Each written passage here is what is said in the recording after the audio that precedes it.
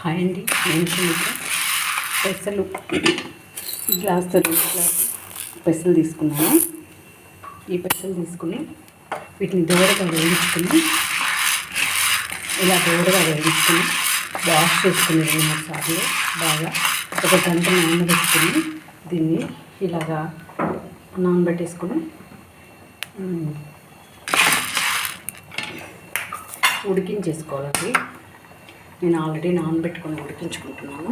ఇవి ఉడుకుతూ ఉన్నాయి.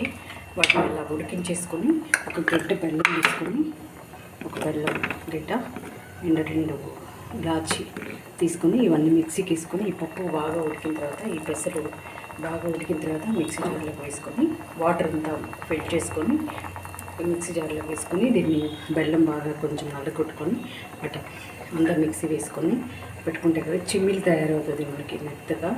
అది తింటే కనుక మన బాడీ కండరాలు గట్టిపడతాయండి. పెసలు కదా, పచ్చి పెసలు, వాటిని వేయించుకుని నానబెట్టుకుని ఉడికించుకొని తినడం వల్ల మనకి నరాలకు గట్టిపడతాయి, వెయిన్స్ గట్టిపడతాయి.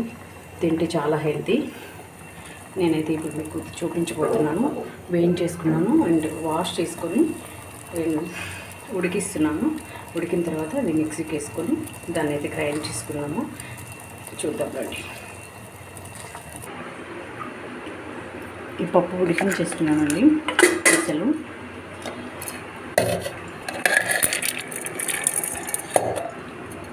మిక్సీ జార్లోకి తీసుకుని బెల్లం కూడా ఇలా వేసేసుకొని రెండింటిని కలిపి ఇప్పుడు మిక్సీ పట్టేసుకొని మెత్తగా వచ్చేస్తుంది. మెత్తటి మనకు చిమ్మిలి తయారైపోద్ది.